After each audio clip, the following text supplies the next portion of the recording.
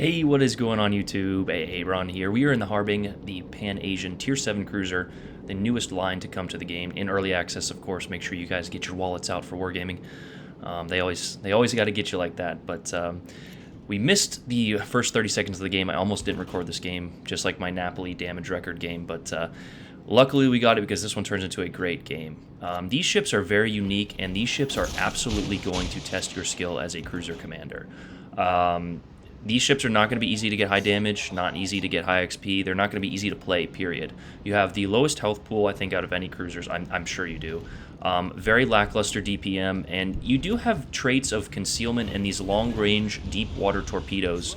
But beyond that, you don't really have much else besides your positioning, your situational awareness, and kind of getting a little lucky with torpedoes and things like that. But you do actually have 3 torpedo reload boosters, and that is due to the new Pan-Asian commander they gave us, and fully packed here. So just a very unique playstyle, like we mentioned, definitely the most unique so far in Legends. You do have this crawling smoke as well, which we used because we were spotted here. 9-7 concealment is what I think is on mine, and you can get a little bit lower. We are not running Makawa, but basically we went over and played our side, and I missed, like I said, I didn't start recording until early on, so you couldn't see that. But that was that Kagero that was spotting us. Thank goodness the DD was on our side. This guy actually does a decent job, our DD, of kind of spotting, and I'm guessing he either radared him or I don't know how he got him spotted, but he smokes up here. He doesn't get a great XP score, but he does help us by spotting this Kagero and shooting at him, which is your job in a destroyer, is to spot the enemy DDs and destroy them, especially in a gunboat, you know, like the USS Black. Now, we actually have gotten 2 fires so far, which is kind of a miracle. The fire chance is very low on these ships, but you do have a good amount of DPM in terms of just your reload.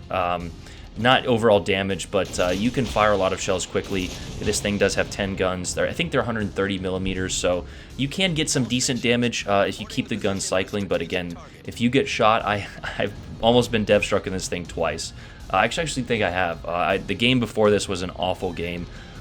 So, you know, just keep that in mind. You know, YouTubers always put our best replays on the internet.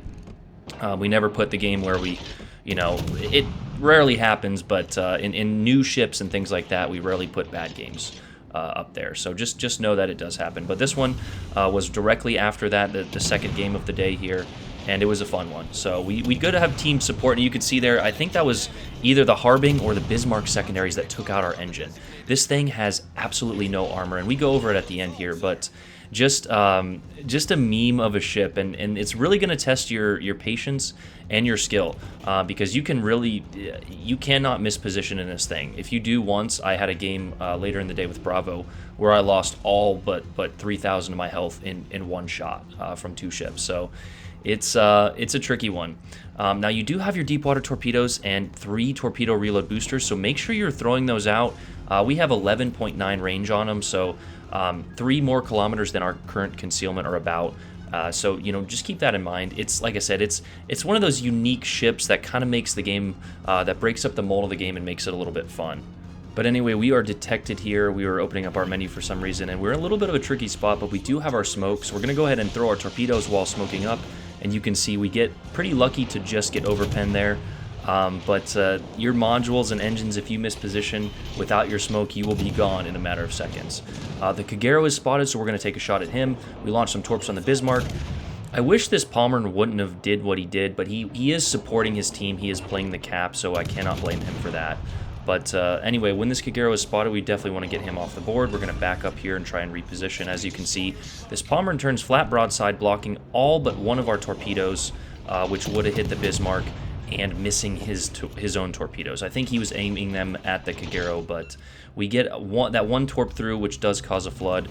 But we're going to try and get this Bismarck off the board here. I thought he was flooding, which is kind of a mistake by me, but we quickly transitioned back.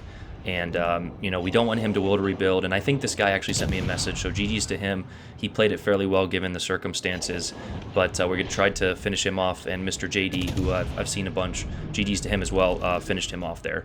We've got the enemy Harbing, which is shooting at our USS Black, who, like I mentioned, does a decent job. But he was on fire from the Bismarck in his secondary range, or hydro range, I'm assuming. And he goes down. But at least we trade DDs there, and our team is doing a decent job. They're pretty heavily focused over there on the CD side, which is okay, but I am now in a 2-on-1, and this is not a ship that you want to do that in. Now, I get lucky that this Bismarck went around that island there. If he came on through, I probably wouldn't have had, I probably would have had another 10,000 damage and died, and we probably lose this game. I was thinking about pushing in with my torps, but I decide that I'm going to kite, and unfortunately, in the middle of this turn, we get spotted by the enemy Harbing here. Luckily, he has HE loaded, but it actually takes out our engine here, so not good, and sets a fire. He got some lucky RNG. We had the AP loaded, but if you notice, it actually didn't do that much. A few bounces and a few bounces on the previous salvo, so we switched to the HE, but he opens up his angle a little bit more here, so we're back to the AP. Trying to aim maybe upper belt there. There's less armor on the upper belt. We actually get a few more penetrations there for a little bit more damage. Like we mentioned, these shells are not going to be, you're not going to be setting damage records in the game for these things, but with a few torp hits and a little bit of RNG for fires, you can do some damage. We go ahead and throw torps at the gap there and try and take a blind fire, and that is when the Bismarck spots us around the corner. Luckily, our smoke just comes up, so we go ahead and pop it and get out of dodge. And again, we're just at this point we're kiting and relying on an aggressive enemy team, and that is how these ships are going to excel, is if the enemy team pushes into your torps. And like we mentioned earlier, we had a rough game the game before, and that was due to a passive enemy team.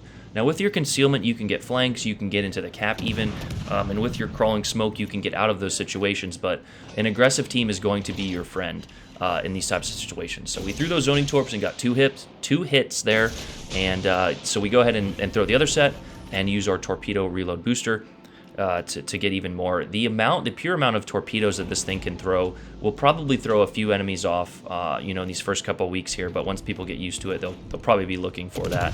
But the deep water torpedoes are still very sneaky, so just keep that in mind. Now, he does shoot at us, and we do go ahead and turn out of that. But he is inside of our concealment, so it's only a matter of time before either we sink him, get him on a permanent fire, or he kills us. I do have Baltimore as an inspiration, like we mentioned. I will go over that at the end of the game here. So dodging is your friend, but I wouldn't recommend playing this thing like out in open water kiting. Number one, you don't have the range for it, or the DPM like we mentioned. Number two, you don't have the fire chance. And number three, you only have a little bit of health here. I actually preemptively popped the heal because I thought he was going to smack us worse than we were, but he actually overpens us, and we are all right. We go ahead and lead those torps, and the 7% torpedo accuracy is going up, baby. But now at the point of the game, our team has done a decent job. We have two ships in the decap stopping their point influx, and we are up about 250-ish points here. I'm not exactly good at that quick math, but we do have the lead. So we're going to go ahead and reposition here. That Harbing was at A. We don't want him to get on the flank and keep our friendlies spotted without, no spotting of their own. So we're going to go back that way, while also remembering that we can get absolutely blapped in one shot. That's one Citadel and like 3 overpens for us to get dev struck right now. Like I said, I've been dev struck through the front by a Brandenburg and yeeted by that Bismarck in the previous game. But I'm giving a job well done to Mr. JD Plowboy and his division mates here. But we're going to go ahead and move up and prevent that flank from the enemy Harbing and try and get a little more damage to finish off this game.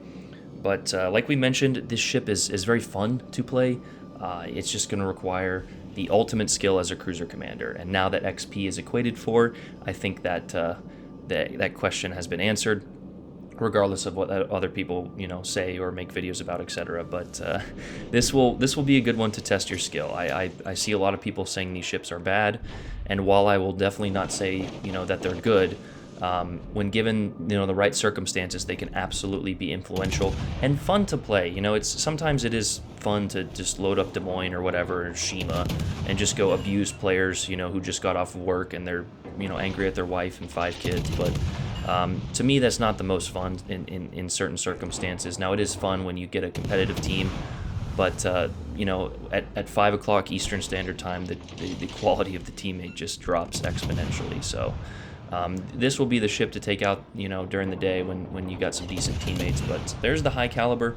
We're just farming damage at this point. We actually don't want to be spotted, and the Iowa takes a shot. But with our rudder, we mentioned, we go ahead and avoid that.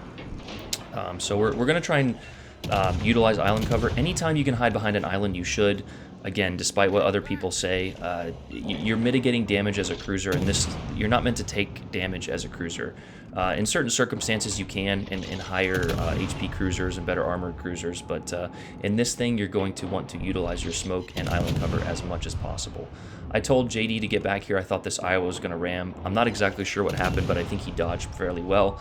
And we go ahead and load up the AP, and we're actually getting some decent pens here on the superstructure. I'm assuming. I don't think this thing has enough pen to pen the upper belt, but that's where you need to aim, is superstructure and upper belt there. But this game is over. 22 defend ribbons, 2 kills, and 4 torp hits there for a nice, well-rounded game in the Harbing.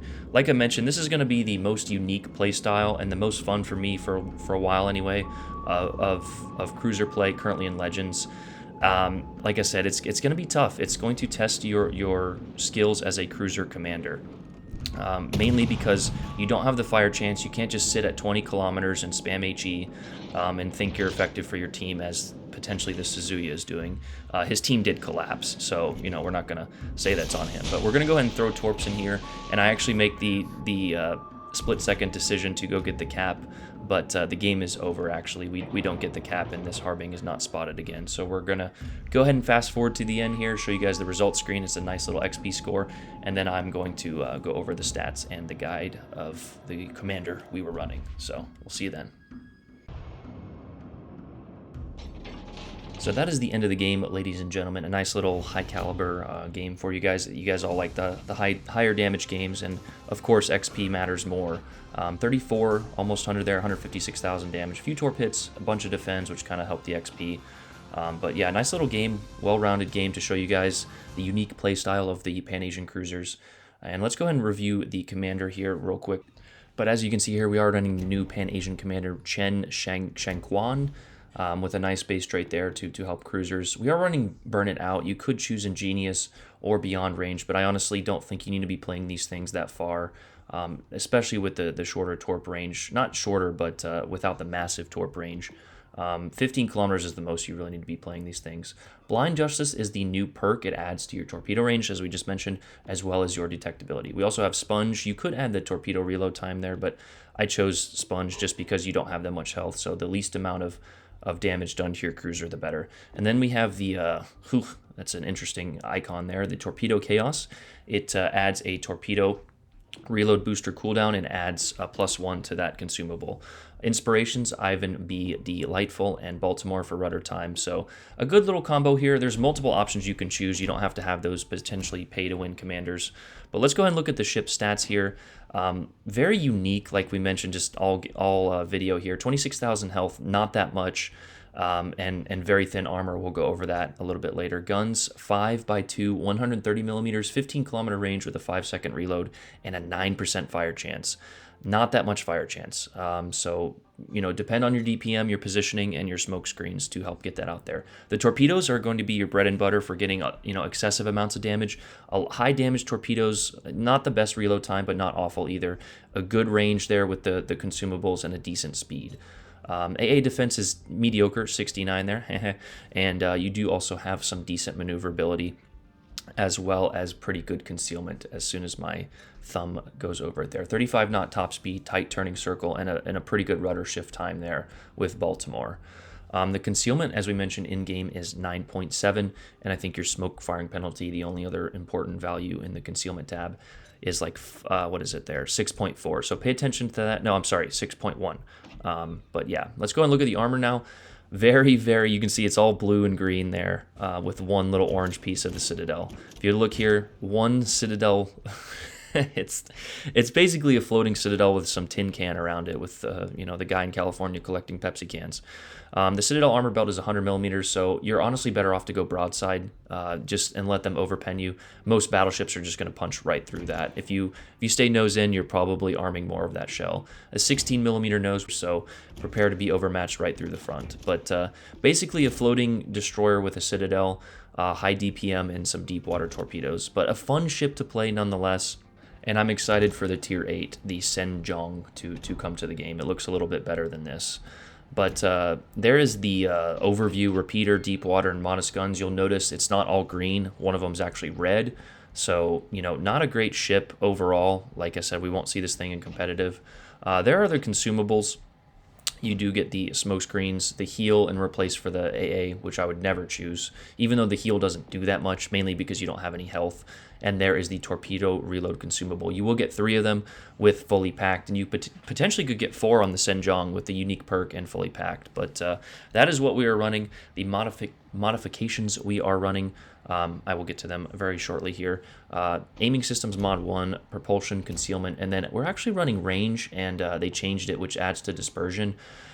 You don't need it, but without beyond range, I want that touch of range that you get. You could run reload, but again, we're not focusing on the guns, and in certain situations, you are using concealment more than your reload. So a very mixed hybrid build of concealment, utility, smoke, etc. But that is what we're running. It's kind of a jack of all trades, a master of none. Definitely a master of none. The most unique play style currently in Legends, and honestly something I'm having a little bit of fun with. I hope you guys enjoyed that video, though. Let me know what you guys think. Are you excited for the Tier 8? Likes and comments always help the algorithm. Subscribe if you're not already. Join us for the live streams. Comment on all the fun. Join the Discord as well. And you guys have a great day. Here on out. Peace.